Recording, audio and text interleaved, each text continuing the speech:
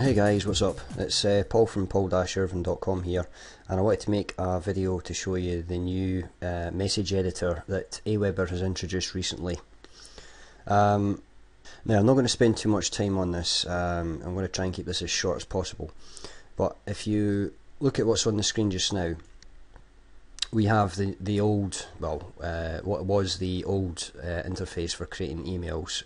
We had the HTML message editor at the top, and you had the plain text message conversion, if you like, at the bottom. So this wasn't too bad, but when it came to actually making it look like your typical newsletters you get from the big commercial companies, even using the templates, it wasn't too clever, being honest with you. It's not bad, but let me introduce you to the new editor that they've brought out in the last few weeks. So I'm going to create a new follow-up message.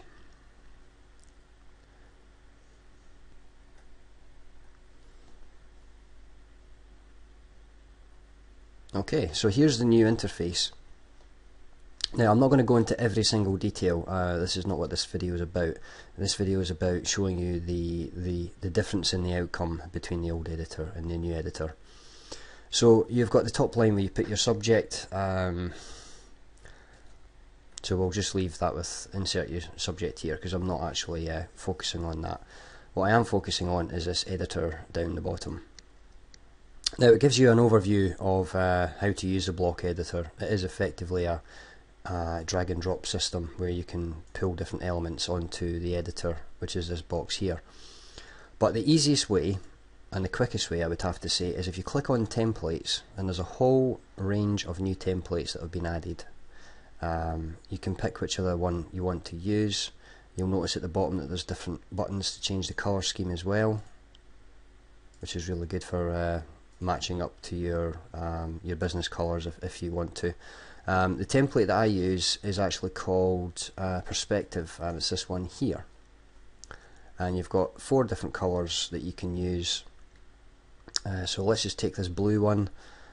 Hover your mouse over it and you can either keep the content or start over. There's no content there, so let's just click on start over. And what it'll do is it'll load up the template, as you can see here. It doesn't look particularly great for my needs, but what you can do is for each module that's appeared, you can click on it and these little boxes appear, hit the red cross, and it will remove the content that's in there. So what we have now is a nice clean and nice looking as well, kind of 3D effect for the top of the letter. So at the moment there's a headline at the top. I don't want a headline. What I want is an image. So hover over the image button here and then drag it down to the top. You can drag it wherever you want to. You can see the dotted outline appear. So we'll chuck it at the top here, and then this box click to edit appears. We click on that and it gives you the URL to whatever image you want to put into the box. Now just for time saving, I've saved the URLs that I need, so I'm going to pause this video and put them in just now. Right, so all I've actually done here is I've taken the header of one of my products, and this is what I'm going to use for the image, and you can see right away that the image appears at the top. I don't want an image link because I don't really want it to be a hyperlink for the image. I just want it to be at the top of the newsletter. So once it's pasted in, obviously that's way too big. You'll see this little arrow thing here, and click on that to get rid of this bar, and there's an arrow pointing down to the right, and that allows you to drag and change the size of the header. Now the best thing to do is a little bit fiddly, but what you want to do is try and keep, if you look at the width of the boundary box where the graphic is, you want it to be as big as it can be without pushing that out too much, otherwise you disturb the effect of the template. So I would say about there, looks good. Okay, so this now looks like a professional headed email instead of the standard text that we looked at the start. So we've got a nice header. You could put a headline in here.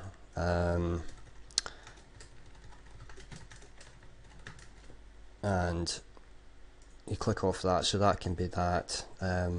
You can change the colour of the text if you want to, just drag across, and you've got the options up here, so you can bold it, you change the style. I've emailed Aweber about adding the impact font in here because I think that's a bit of an oversight, but anyway, so you can choose whatever font you want in there, maybe Verdana,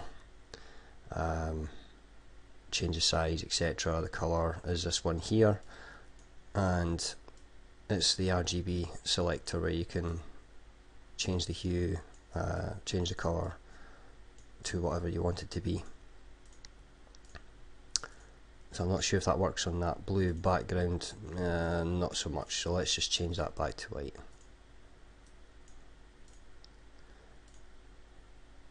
Okay, so we've got the graphic and we've got the header text. There's a couple of sample headlines in here as well. What I'll do is I'll take these out and then we'll show you each element at the top. So your headline, you could have this wherever you want really, but effectively we've got a headline at the top, so we don't need that. Let's try, so we'll try an article, so you can put an article into your email. This is what this one is here, so you can have an image representing the article, maybe write some of your text and then have a link to read more, taking you to your website, blog, maybe e-zine articles, whatever. Image we've done as the top of the email shows. You can also have a button. Have a look at the properties of that. Just click on this arrow again, and this is where you can add a link URL. So maybe a you know, a button for an article, or maybe accessing some other content on your website. You can do it by clicking use a custom image and putting it in here, so that's fine. So we'll close that and get rid of that.